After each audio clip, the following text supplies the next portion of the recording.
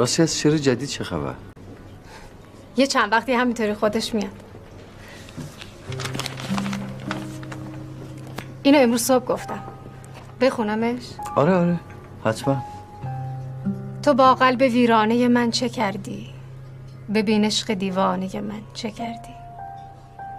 در ابریشم عادت آسوده بودم، تو با بال پروانه من چه کردی؟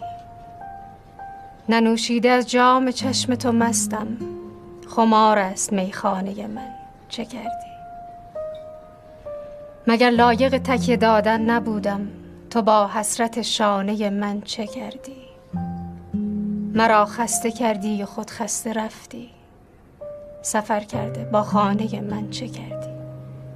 جهان من از گریه است خیس باران، تو با سقف کاشانه من چه کردی؟